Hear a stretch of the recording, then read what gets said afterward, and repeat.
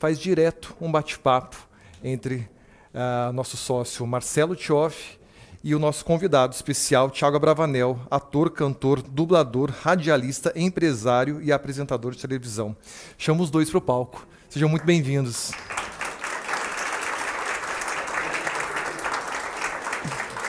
Obrigado. Olá, querido. Bem? Tudo bem? Pessoal, tinha um painel. Por favor, se façam a autodescrição.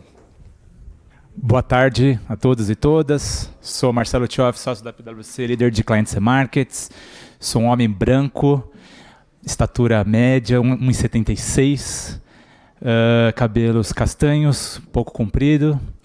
Estou usando aqui uma calça cinza escura, um tênis preto, uma camiseta preta e uma camisa jeans por cima. Eu sou o Thiago. Alô, tá ligado?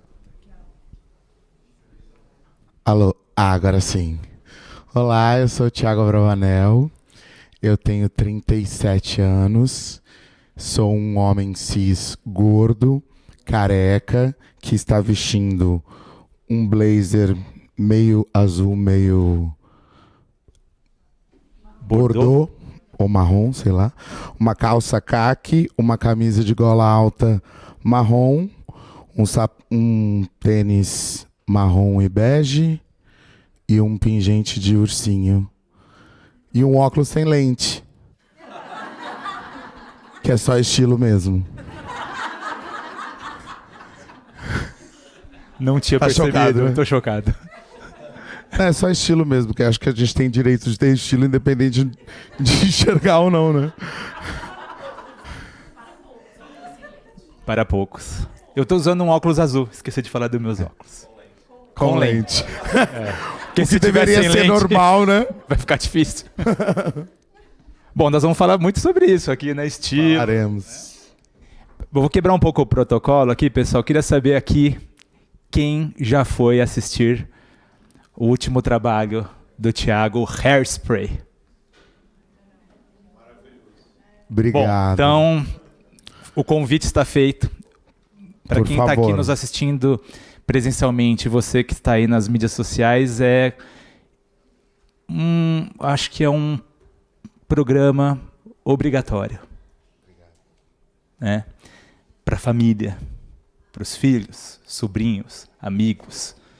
Então, a gente estava falando aqui no painel anterior com a Juliana Vicente sobre representatividade nas telas, né? E Hairspray é sobre isso, né? E a tal da beleza padrão da televisão, né? Então, para quem não conhece a história, passa por isso. É uma história bastante conhecida já, né? Virou filme, tem peça na Broadway, mas Thiago trouxe para o Brasil como diretor, produtor, ator, irreconhecível, quando está lá, irreconhecível. Muito bacana essa transformação. Thiago, como é então inovar em cima de um roteiro já conhecido, consagrado? E quem vai lá assistir a versão, eu já assisti a versão americana e assisti a brasileira, tem inovação, tem coisa nova, tem a nossa adaptação ao Brasil. Conte um pouco sobre como é esse processo evolutivo, criativo. Bom, primeiro quero dizer que eu estou muito feliz de estar aqui. A PwC sempre foi um lugar onde eu fui acolhido, não só pelo fato de eu ser um cara famoso, mas sim por entender que a cultura é um potencial em transformação gigantesco.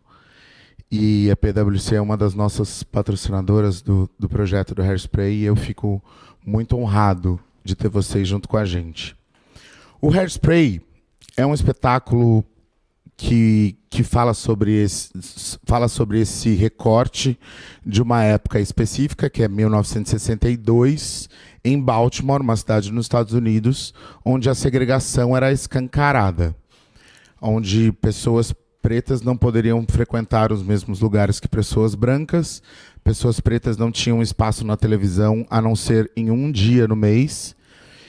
E através da história criada pelo John Waters lá em 1987, que foi o primeiro filme, ele trazia a figura de uma menina gorda, totalmente fora dos padrões que a televisão permitia de estar à frente da câmera, ocupar esse lugar pelo seu talento, pelo seu carisma, pela sua força, pelo seu discurso, e por ela ser uma pessoa que sempre foi entusiasta da música preta, do povo preto, ela não conseguia conceber o motivo pelo qual ela não poderia estar com os pretos dentro da televisão, dançando e se divertindo e falando sobre tudo com todo mundo junto. Então, basicamente, essa é a estrutura do espetáculo.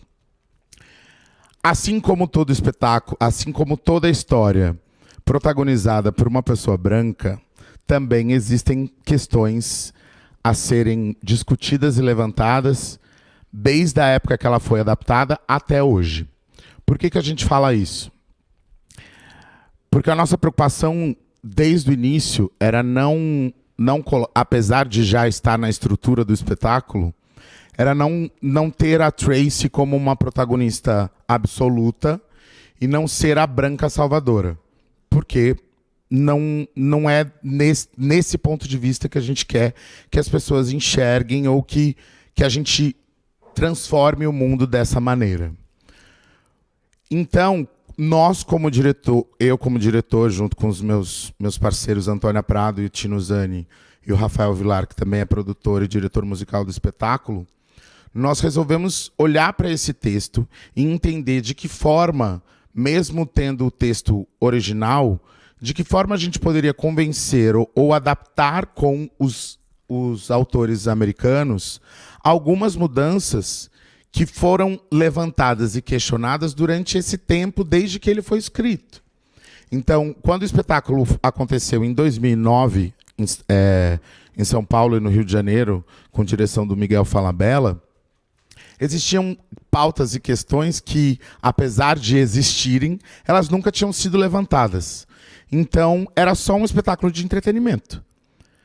E quando a gente resolve trazer esse espetáculo de novo para o Brasil, no momento onde, infelizmente e felizmente, essas pautas são discutidas, estamos aqui também falando sobre isso, de que forma readaptar esse lugar para que a gente não só fale de uma história do passado, com uma visão do passado, mas com uma visão de quem está olhando para o agora e para o futuro, mesmo contando o que aconteceu lá atrás. Então, essas adaptações foram feitas e a gente fica muito orgulhoso de saber que, por exemplo, eu não vou dar spoiler do final do espetáculo, para vocês poderem assistir, mas nós fomos a primeira produção mundial de Hairspray a mudar o final da peça por conta desse questionamento da questão racial. E a gente convenceu os atores a mudarem esse final porque não fazia sentido como era originalmente. Agora vocês vão ficar curiosos e vão ter que assistir a peça. Mas esse é um pequeno detalhe que a gente conseguiu com esse movimento de transformação. Então eu acho, respondendo a sua pergunta novamente, eu acho que a gente precisa sempre olhar para aquilo que a gente tem, o que a gente pode fazer com aquilo, ou seja, no caso de uma produção cultural ou de um bate-papo, uma palestra, enfim, seja lá o que for, o que daqui pode melhorar, o que a partir de um lugar que talvez não seja agradável pode se tornar questionável. O que a gente pode, como a gente pode transformar isso? E a arte é um dos instrumentos mais potentes para a gente acessar isso, como a gente estava falando no bate-papo anterior. Filmes, séries, novelas. E aí, para isso, a gente precisa de espaço. Para isso, a gente precisa de oportunidades. Para isso, a gente precisa de diversidade em todos os lugares. Bom, você mencionou da cultura, da arte, né? Mas desde o primeiro papo que nós tivemos sobre o projeto, a gente já sabia que um dia a gente estaria aqui falando sobre isso, né? Porque não é só um entretenimento pelo entretenimento. Gente, a peça é fantástica. A produção é linda. Os atores, atrizes... Bom, contam das indicações do prêmio também. Sim, a gente semana passada a gente tem um prêmio aqui em São Paulo que chama Prêmio Didi, que é destaque da imprensa digital. Um prêmio que é focado para a área de teatro musical em São Paulo e no Brasil, mais especificamente as produções que passam por São Paulo por ser o maior polo de teatro musical no Brasil. E o Hairspray recebeu, desse ano, 12 indicações em 14 categorias. O musical de maior indicação ao prêmio Didi, a gente está muito feliz, independente de se a gente vai ganhar ou não. Claro que a gente quer. Mas entender que esse trabalho ele gerou esse resultado dessas indicações e desses destaques. Eu acredito porque a gente tem olhado e está fazendo um movimento desde muito antes. Desde da escolha do texto e da maneira que a gente vai adaptar, desde da criação do nosso time de criativos, o nosso coreógrafo Thiago Dias, a direção musical do Rafael Vilar ao lado da Cláudia Eliseu, cenografia, enfim, o nosso figurinista Bruno Oliveira, que é um cara que já fez alguns musicais pequenos, mas esse foi o maior musical que ele fez e veio do carnaval, uma área específica que não trabalhava com teatro. Então, assim, olhar para todos esses lugares dentro dessa possibilidade de diversidade em todos os sentidos, não só de pessoas pretas, mas de mulheres, de pessoas gordas, de movimentos que todos nós podemos fazer em relação ao que se estabelece sobre os padrões que a sociedade coloca, de que forma que a gente pode quebrar isso? Como fazer esse movimento para acontecer? Isso porque quem está falando é um cara privilegiado, né, de uma família conhecida, é um homem branco cis, mas que ainda assim tem as suas questões a serem bloqueadas pela sociedade pelo fato de eu ser homossexual, pelo fato de eu ser uma pessoa gorda. Então, como ir quebrando esses paradigmas estabelecidos pela sociedade para aquilo que é certo ou para aquilo que é bom, para que a gente mostre que também pode ser bom, também tem o seu valor, sendo aquilo que não é o padrão, aquilo que é fora do que um dia foi estabelecido como padrão. A tal da beleza padrão da televisão. Exato. Que, enfim, para mim é muito difícil assim imaginar que eu, neto de um dos maiores apresentadores e comunicadores do país, ainda tenho dificuldade de estar nesse lugar, de ocupar à frente de um programa de televisão só pelo fato de eu ser um homem gay e gordo. Careca também. Parece simples, né? Mas os caminhos são muito nebulosos, eu diria. Quanto tempo demorou pro Jô ser respeitado até ele virar um grande comunicador e jornalista e, enfim... Qual foi o caminho que ele teve que passar? Quais foram as dificuldades? Ele era um cara do humor, ponto. O gordo tem que ser engraçado, ponto. É esse o lugar que ele ocupa na sociedade. E quando é que a gente vai ter um gordo galã? Por que não? Uma gorda mocinha? Por que não? E aí quando a gente levanta essa pauta, a gente começa a se questionar sobre a estrutura, sobre toda a estrutura social que a gente vive. E eu não estou falando de saúde, tá? Uma coisa não tem nada a ver com a outra.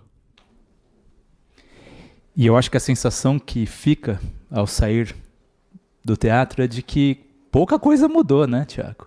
Infelizmente, né? É um movimento que a gente precisa fazer. Hoje, por exemplo, Foi esse ano? Agora eu não lembro se foi esse ano. Foi esse ano. Ver a Tati Machado, por exemplo, uma menina extremamente talentosa, maravilhosa, comunicadora, uma menina gorda ganhando Dança dos Famosos, né? Isso é muito potente. Mas quantas Tatis têm essa oportunidade? Quantas? Me fala uma protagonista de novela gorda que vocês já viram. Eu não conheço nenhuma. E aí, a gente vai falar sobre isso até quando? Até quando as estruturas foram mexidas? Até a gente balançar esse lugar e entender que precisamos contar todas as histórias. E não só as histórias que o mercado quer ouvir. Né? Você menciona... Se eu estiver pegando muito pesado, vocês me falam, tá, gente? Porque eu acho que é isso, assim, acho que a gente tem que botar pra fora, porque isso faz a gente transformar. Pessoal, nós vamos ter tempo para perguntas, tá? Então os microfones vão passar aqui, eu vou continuar aqui no roteiro. Marcelo, você e às me vezes corta, pelo amor de Deus, que eu falo mais que o homem da cobra. A gente combinou.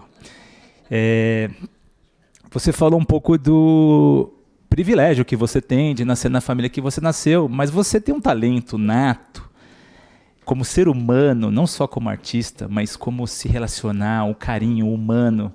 Eu te conheço há um pouco mais de um ano e realmente eu sei da facilidade que você tem de construir redes de relacionamento. Você tem isso no seu DNA, né? E hoje você é uma pessoa muito privilegiada, que está num lugar de poder, então você também tem um desafio muito importante, né? Você tem uma responsabilidade. Como é que você usa essa responsabilidade para mudar o jogo? Acho que é legal você comentar a questão da seleção dos atores e atrizes, como foi feito, toda aquela questão que nós discutimos. Acho que é muito bacana dividir, porque a gente vai num espetáculo como esse, a gente se diverte, fica lá maravilhado, mas a gente não sabe quão difícil é chegar onde vocês chegaram lá, né? E eu tive o privilégio de ver os bastidores. É um batalhão de gente lá, com muito trabalho, muito suor. São 2 sessões por dia. E assim, eu não acreditava que ele ia fazer outra sessão depois daquilo, não é possível, né? Então realmente é muito hard work ali. E queria saber como você usa esse seu poder para mudar o jogo, como você fez na peça, né? Olha, você começou a falar sobre o lance dos privilégios, né? De eu ter nascido nessa família e quais foram as minhas, né, o fato de eu sentir que eu tenho um talento para comunicação, para me relacionar com as pessoas. E às vezes eu mesmo me questiono, será que esse talento ele não foi criado como uma maneira de sobrevivência? Porque quando é que eu ia ser visto como o Thiago antes de ser o neto do Silvio Santos? Quando é que eu ia ser visto como uma pessoa legal antes de ser o gordinho engraçado? E isso talvez tenha...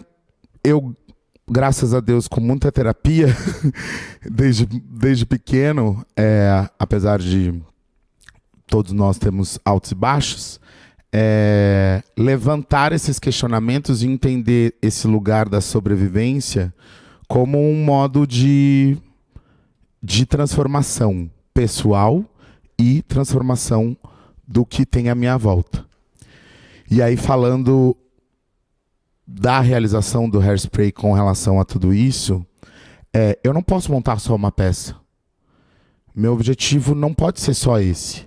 Eu não tenho como olhar para um produto que já é comercial, que já é americano, que já é um musical da Broadway, que já tem todas esses privilégios por ser o que se é, sem fazer alguma diferença.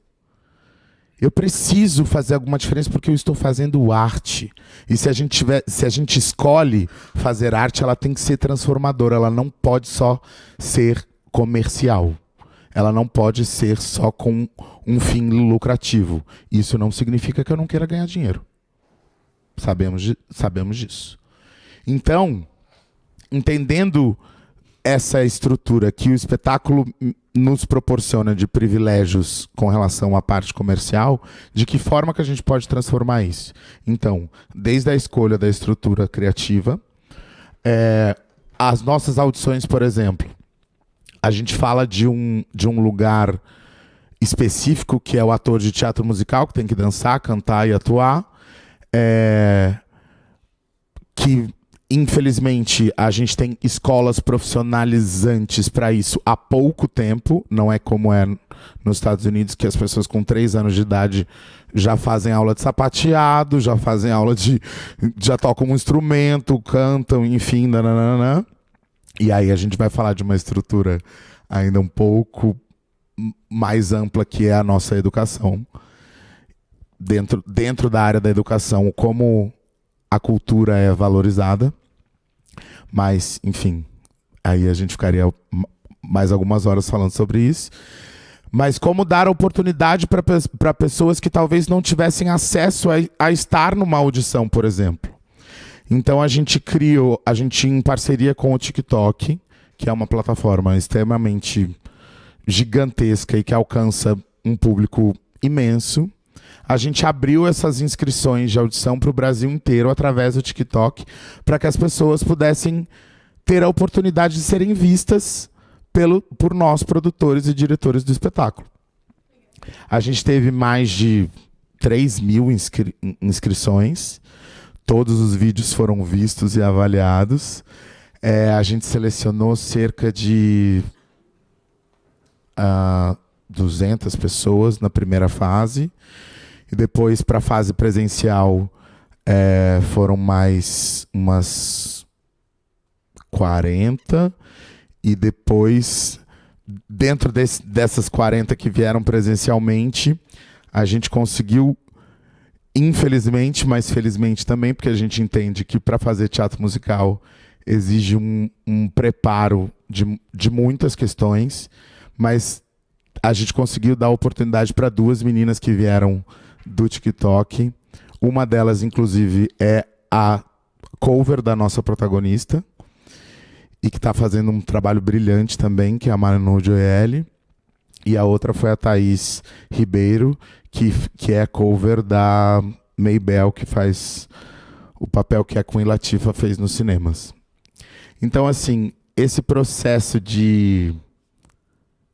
das oportunidades, eu acho que ele é o primeiro passo para a gente observar como a gente pode mudar.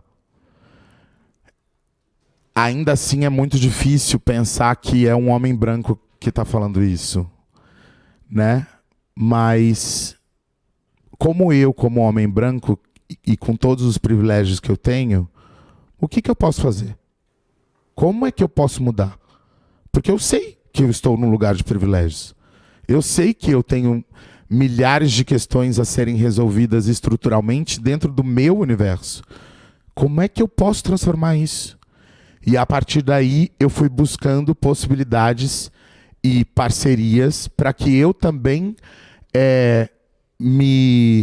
estivesse preparado para poder hoje falar sobre todo e qualquer assunto que me cabe, que me é pertinente. É um processo que não é fácil, não é simples, é cansativo, porque a gente precisa olhar para tudo e para todos os lugares. Mas se a gente aprendeu assim na escola, por que a gente não pode aprender agora? Né? Todo mundo... eu já ouvi de algumas pessoas um pouco mais velhas do que eu. Nossa, é tão difícil entender como é que funciona esse lance dessa sigla, né? LGBTQIAPN+. Nossa, quanta letra! Eu falei, você aprendeu o alfabeto inteiro, qual é o problema da sigla? Qual é o problema? Se a gente entende, né, dentro do processo, é só uma questão de abrir a mente, vamos olhar, vamos entender o que está acontecendo. Estamos num processo evolutivo todos os dias. Há alguns anos atrás eu nunca imaginei que eu poderia ter uma tela na minha mão que fizesse assim. E hoje eu não consigo pensar em não ter essa tela na minha mão. E aí você fala, por que não? Se há 20 anos atrás isso não existia. Então, sim, podemos evoluir só que para isso a gente tem que estar disposto. O quão disposto estamos como sociedade, como empresários, como artistas, como pessoas, como colegas de trabalho. O quanto a gente está disposto. Bom, acho que você falou do TikTok e de manhã nós falamos de tecnologia, né? Aqui foi um claro exemplo da tecnologia furando a bolha e atingindo pessoas que talvez não tivessem a chance de fazer uma audição. Você comentou que são sempre as mesmas pessoas fazendo audição para esses... Porque é um mercado muito pequeno. Assim, é grande, mas ainda assim é pequeno. É pouco espaço se tem. Apesar do Brasil ser o terceiro maior polo de produção de teatro musical no mundo, ainda assim é pequeno.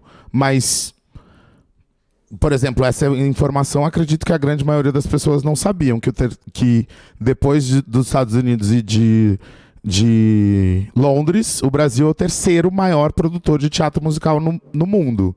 Sabiam dessa informação? Pois é. Só que, por que isso não é difundido? Porque a cultura não é prioridade. Nunca foi. No país. E aí você vai lá, você olha nos Estados Unidos, o tamanho da indústria do musical. Quantos empregos são gerados? Diretos e indiretamente. No caso do Hairspray, diretamente são 80 pessoas trabalhando e indiretamente são quase 300 pessoas. Em um projeto. Então, assim, precisamos estar dispostos a olhar o como a gente pode transformar. Porque possibilidade existem milhares. Milhares. Vocês vão assistir a peça, né? Todo mundo aqui, né? Tenho certeza, depois de tudo isso, não tem como, né? E vocês vão perceber que a plateia também é muito diversa. Muito, graças a Deus. Muito diversa. Eu acho que eu nunca fui num teatro com a plateia tão diversa. Porque todo mundo se sente representado, né? E aí eu te pergunto, por que será que essa plateia é diversa? Eu... Então... Por que será que essa plateia é tão diversa? Tiago Abravanel. Eu acho que tem muitos motivos. O primeiro, eu acho que pela diversidade da história, por tudo que a história do que se é contado, mas pela acessibilidade que essa produção, por exemplo, tem. Da gente ter ingressos de todos os preços, de R$19,90 a R$320. E aí você pergunta, nossa, mas assistir musical é muito caro. Eu duvido que você gaste menos do que R$19,90 para ir num boteco depois do trabalho. Duvido.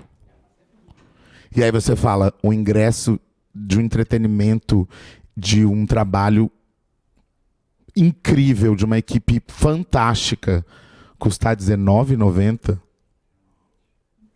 tem alguma coisa incrível e alguma coisa errada também, né? Então, acho que ver essa diversidade na plateia é muito importante, muito transformadora, mas ainda assim a gente precisa movimentar mais. Eu já ouvi de pelo menos umas 40, 50 pessoas nessa temporada que a gente fez no Rio de Janeiro e agora aqui em São Paulo, isso das pessoas que conseguiram falar comigo, de que nunca tinham ido ao teatro. E aí você fala, na minha cabeça, que nasceu dentro dos meus privilégios, com 8 anos de idade frequentava o Teatro Imprensa, eu falo, como assim você nunca foi no teatro? E aí, qual que é a grande maioria das respostas? Teatro é muito caro. Aí você fala, é sério mesmo? Eu entendo aonde está a visão do que o teatro é muito caro, mas se esse lugar do caro existe, o que a gente tem que mudar na estrutura para que ele seja acessível para todo mundo? Mesmo a informação não sendo 100% correta, porque eu não acho que R$19,90 seja algo caro. O cinema às vezes é mais caro.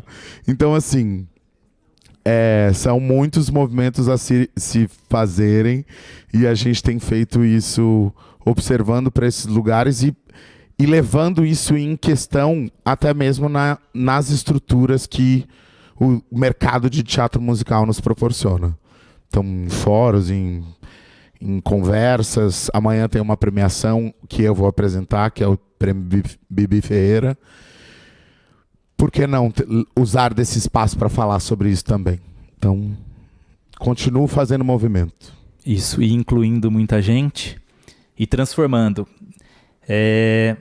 Comente um pouco a questão de levar alunos da rede pública, né, e empresas, porque, como eu falei, ele tem um poder educacional muito forte e de mudar uma realidade e fazer a gente pensar se realmente a gente continua vivendo na Baltimore de 1962, o que mudou desde então, para o bem, para o mal. E acho que gera uma conversa em casa muito legal, né? Vale a pena você levar amigos, familiares e depois refletir sobre o tema, porque é uma mensagem muito, muito poderosa, né, Ti? A gente tem feito isso, assim, um trabalho não só de levar escolas, instituições, a gente criou um material pedagógico que fala sobre todos os assuntos que o espetáculo trata, historicamente e dramaturgicamente. Só que é isso, assim, agora já quase no finalzinho da temporada, pensando em todo esse trabalho que é feito, o quanto as pessoas olham para esse lugar. É tão... Ao mesmo tempo que dá orgulho de ver o trabalho que a gente fez, ao mesmo tempo bate um lugar de frustração de saber as pessoas não sabem do que está acontecendo.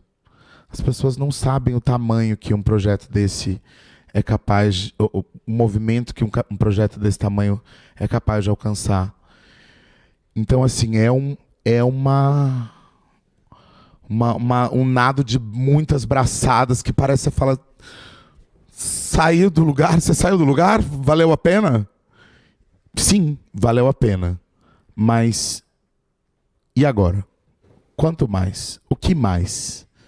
Né? Aqui é um dos lugares onde eu posso falar e mostrar um pouco do resultado que esse projeto nos proporciona, mas como olhar para esse projeto como um exemplo para que os próximos sejam diferentes.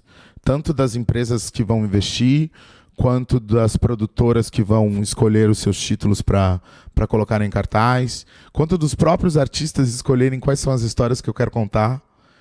Então são muitos movimentos constantes para que a gente não desista. Eu já desisti uma vez, que foi no Big Brother. Mas, talvez, pro ponto de vista de uns, tenha sido uma desistência. No meu ponto de vista, foi a escolha por mim mesmo. Né? Sobrevivi. Tô aqui falando com vocês com a cabeça tranquila.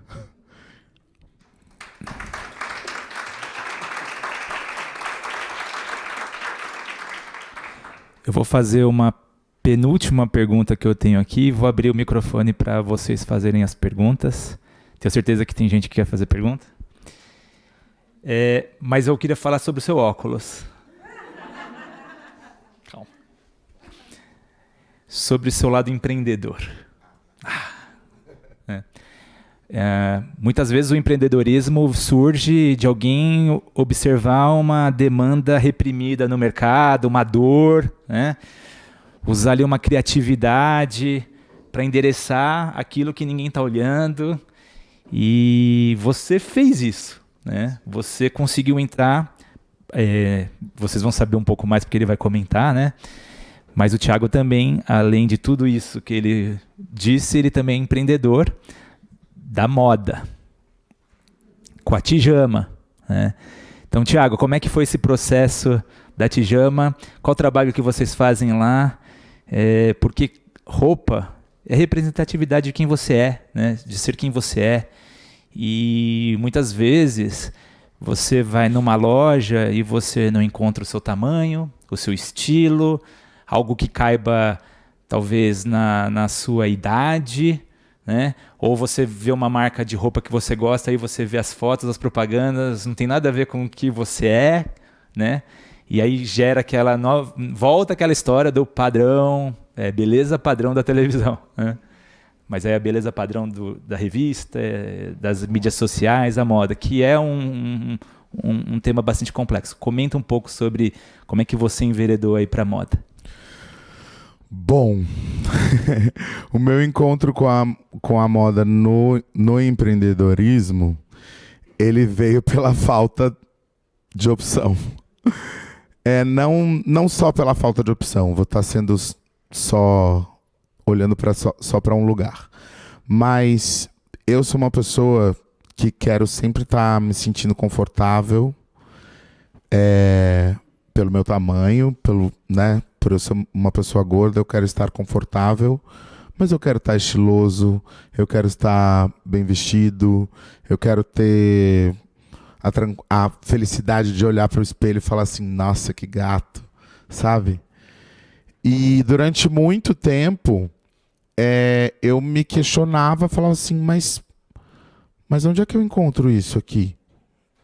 Qual o lugar que eu posso me ver nas lojas do Brasil? Eu só conseguia fazer isso fora do país. E aí, no caso fora do país, porque especificamente falando nos Estados Unidos, porque o índice de obesidade é grande.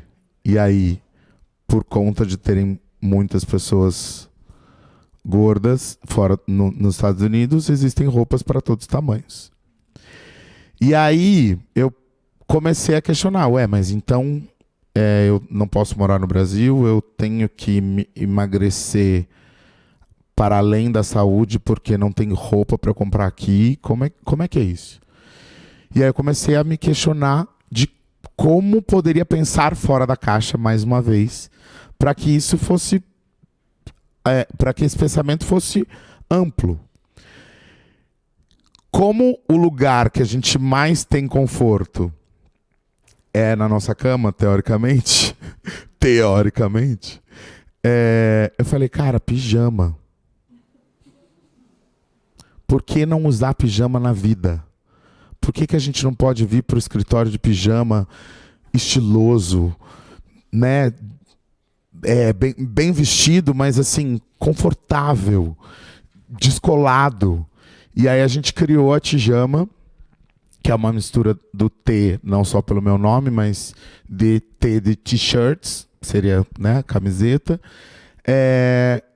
com a ideia do pijama, que são as roupas estampadas, né, os conjuntos, as combinações, indo para esse lugar do lúdico, do extravagante, do colorido, mas também de ter as outras possibilidades de quem é mais sério, de quem é mais sóbrio, de coisas mais minimalistas. E aí assim a gente criou a marca, já faz 7 anos, por aí, 7 anos. E a gente tem descoberto possibilidades e maneiras de sobreviver no mundo da moda, porque é muito difícil, mas de inovar não só na realização, mas no modo de vida. Como é que a gente pode também questionar esse lugar? Mas eu preciso estar de terno e gravata dentro do escritório? Talvez seja uma questão ainda um pouco mais ampla, mais difícil de ser levada, mas por que não? O que o do meu profissional perde se eu tiver com ou sem gravata? Fica aí o questionamento. Bom, pessoal, perguntas pelo QR Code. Escrevam aí, eu vou receber por aqui, né?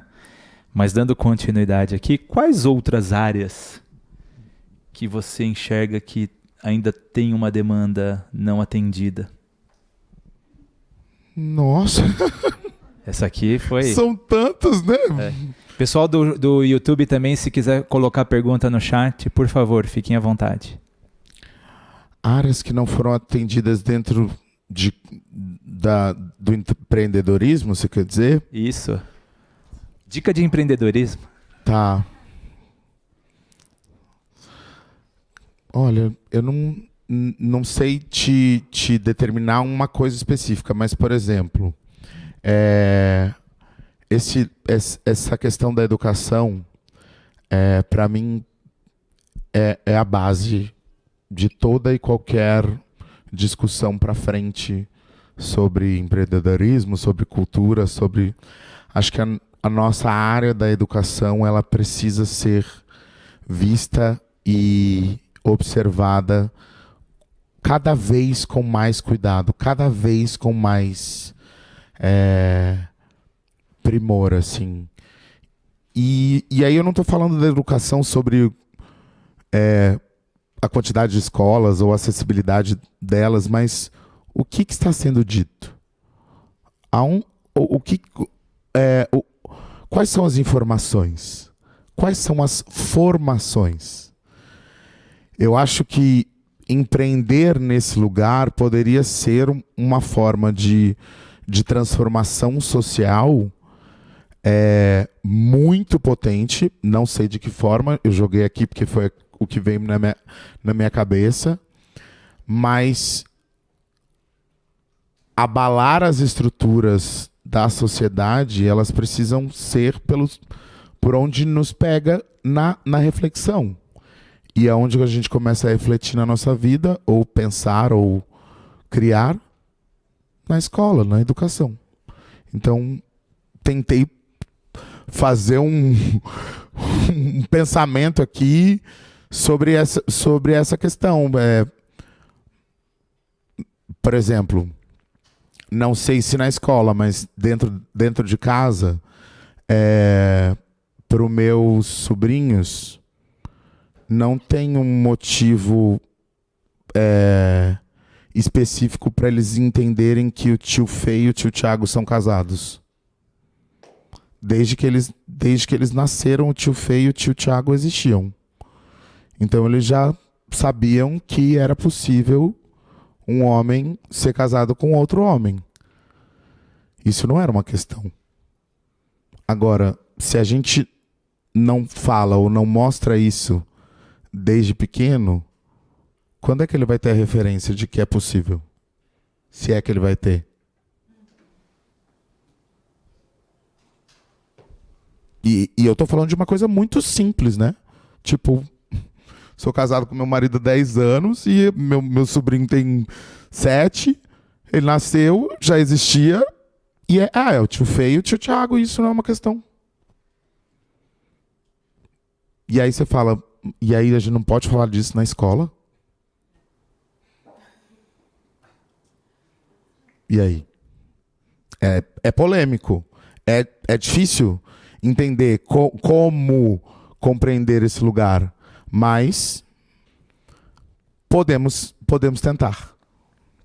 Baltimore, 1962. Exato. Tem uma pergunta aqui que é, Thiago, como você seleciona e incorpora suas referências artísticas? E de que maneira essas referências influenciam a sua abordagem criativa? Bom,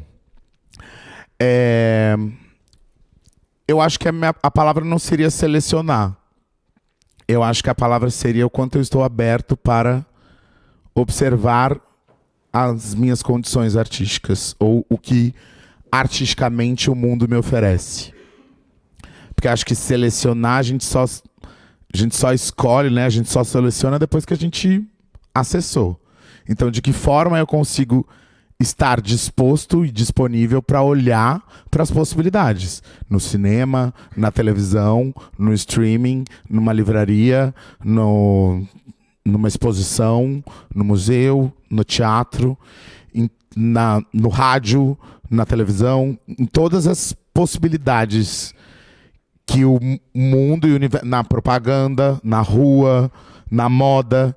Eu acho que estar disposto e disponível para entender que a gente pode ter acesso a possibilidades artísticas em todos os lugares, em todas as áreas, isso é muito potente, principalmente para o nosso eu criativo. A gente olhar para esse lugar, né? Tipo,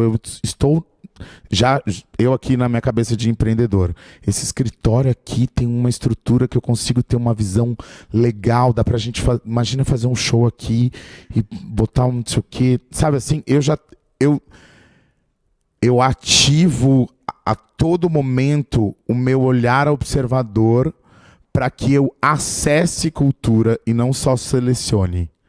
Para que eu olhe para as possibilidades que o mundo nos dá para eu criar, para eu transformar, para eu questionar. Isso aqui não é legal. Por que não é legal? Onde é que me bateu esquisito? Ou, nossa, isso aqui é genial. Por que é genial? Onde é que bateu isso em mim? E aí a gente vai discutindo, a gente vai transformando, a gente vai trocando. Respondi a pergunta ou não? Certamente. Bem interessante aqui do público. Você citou os 3 maiores polos produtores de teatro musical. Em Nova York mudou-se My Fair Lady. Em Londres mudou-se Company e agora você mudou Hairspray em São Paulo. Mais do que ocupar os espaços com novas narrativas, você enxerga esse movimento de reconstrução da arte, ganhando espaço e fazendo uma espécie de reparação histórica com obras já consagradas? Eu acho que ainda é pouco movimento. Acho que ainda pode se fazer mais. Mas entendendo que a arte tem essa função de transformação, por que não fazê-la neste lugar? Se é possível a gente olhar para uma obra que é conhecida, ou sei lá, vou tentar pegar um exemplo que é quase do senso comum. Grease. Acho que aqui a grande maioria assistiu Grease nos tempos da Brilhantina. Será que a estrutura daquela história, hoje, ela não seria questionada? Bastante. Tipo, a menina ela tem que mudar por causa do cara? É sério mesmo? Né? Tô dando um exemplo de algo rápido que veio aqui na minha cabeça. Então, por que não revisitar esses lugares ou olhar para essas questões, mesmo sabendo que, no caso, por exemplo, de Hairspray, a gente está falando de uma época específica. Mas estamos falando de uma época em 2024. O que a gente precisa fazer para a gente olhar para aquele lugar com a visão de hoje? E é isso que a gente precisa fazer em tudo. Em todos os lugares, em todos os movimentos.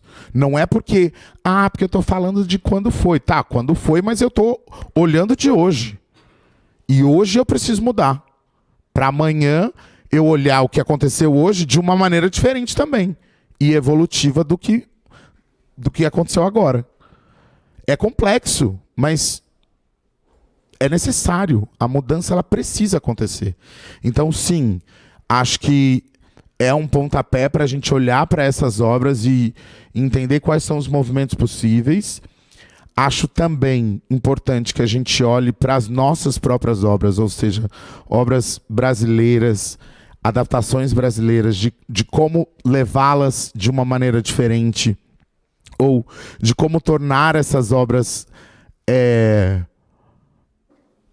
mais queridas. Não sei. O que eu quero dizer é o que fazer para que a gente olhe pro conteúdo brasileiro e não pro conteúdo americano só, né? Mais contemporâneo, por exemplo, né? Por que eu tenho tanta vontade de assistir Hairspray, que é uma obra americana? Por que eu não tenho vontade de assistir a Ópera do Malandro do mesmo jeito, né? E aí você fala, ou Dom Casmurro, que vai, acho que estreou agora, né? Estreia agora. Então, né? Por que a gente não está na mesma página? A gente está falando do que é nosso. Como falar do que é nosso também com a mesma emoção, com o mesmo desejo de querer ver aquilo que não é nosso, com o mesmo status, com o mesmo potencial. Eu tenho certeza que tenho certeza não, eu vi isso acontecendo. Os gringos, quando vêm aqui para o Brasil assistir as montagens, né, do que a gente faz aqui, eles ficam assim, nossa, o povo brasileiro tem um negócio, né? Tem um borogodó que é um negócio que é impressionante. Não é à toa que o brasileiro é considerado o maior polo não, né? Mas os fãs brasileiros chocantes, né? Transformam qualquer pessoa. Os gringos ficam assim, meu Deus, os brasileiros são meio doidos, né? Não, a gente tem potência. Olha o carnaval, né? Olha, eu tive a oportunidade de ir no Círio de Nazaré. Meu Deus do céu, eu nem sou uma pessoa tão ligada à religião católica, mas assim, olha a força que tem a união de pessoas por um único motivo, que é a fé. Por que a gente não faz isso pelo nosso país? Não consigo entender, juro por Deus. Mas justamente por ficar indignado que eu faço arte.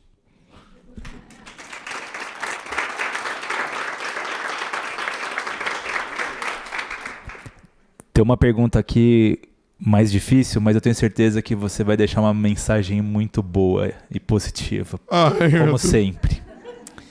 Tiago, como ter esperança num país como o nosso, ao ouvirmos que casais LGBTs são má influências às crianças, que pessoas não se indignam com vários George Floyds morrendo em bases cotidianas por aqui, em sermos o país que mais mata transexuais no mundo há 14 anos seguidos e termos que provar por A mais B que investir em diversidade e inclusão é o ético, é o correto, é o humano e ainda dá lucro?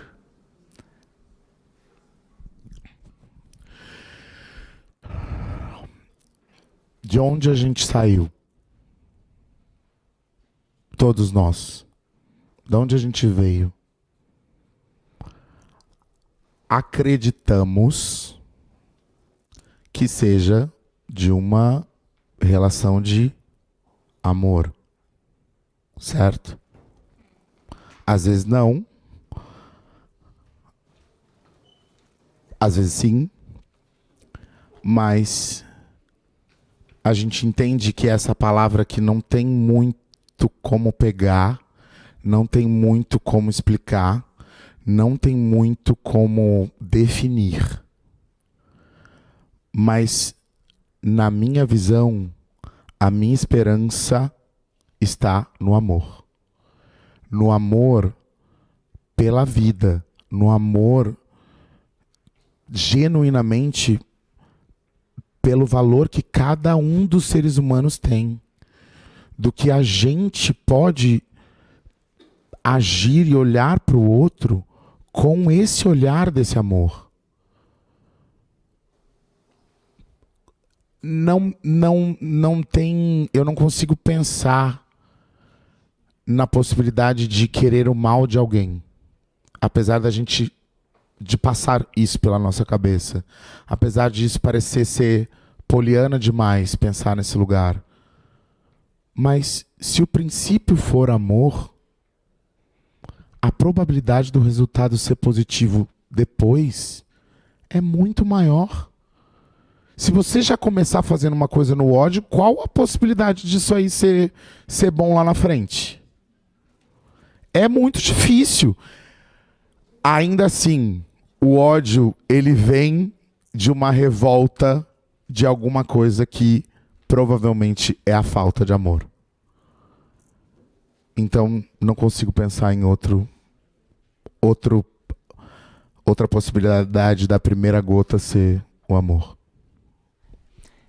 All we need is love.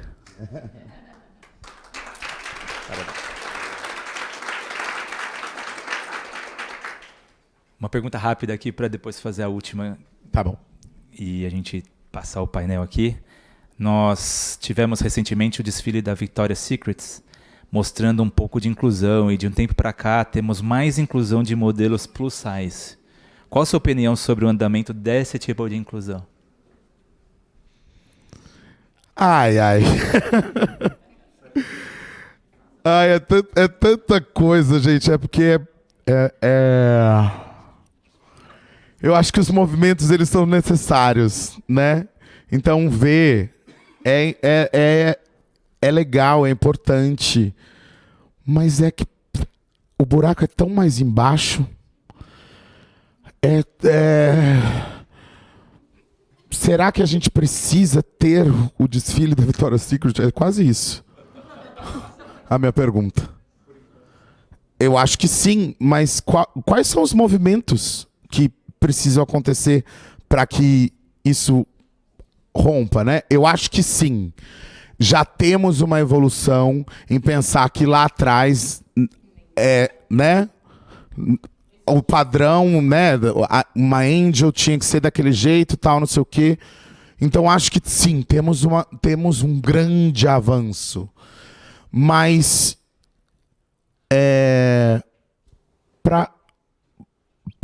será que a gente não precisa olhar o motivo pelo qual a gente faz isso? Porque talvez só cumprir uma cota ou preencher o quê? Só fazer um check, né? Do tipo, não, tenho aqui uma gorda, uma preta, uma ruiva. Como é? Será que é assim? Eu também não sei te responder, mas acho sim. Estamos evoluindo, estamos num caminho, mas que isso não seja só o check. Não pode ser. Não, nós precisamos entender que não pode ser. Porque senão a gente não vai andar. A gente vai ficar só naquela frase para inglês ver. Não, né? Vamos mudar? De verdade? Acho que é isso. Passou rápido, hein, pessoal? Nossa, dava para ficar aqui mais 2 horas. Última pergunta, Thiago. Em 1 minuto.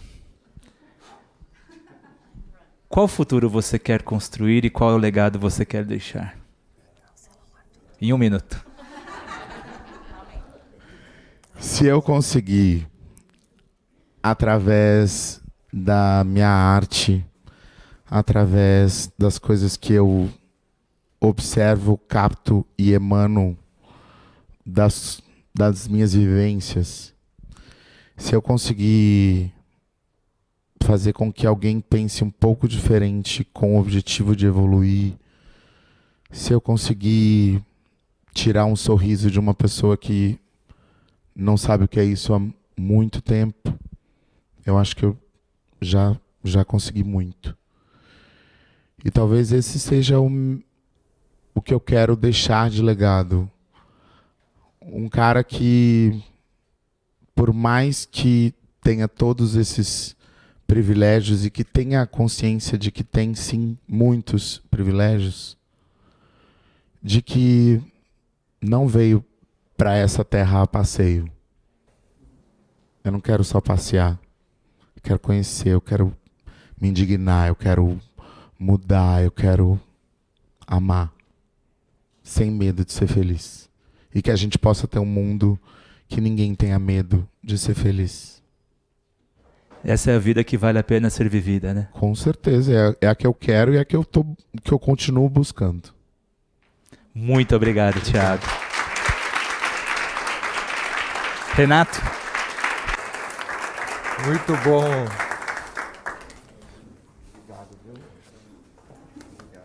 Muito bom, obrigado, Marcelo. Obrigado, Thiago, querido.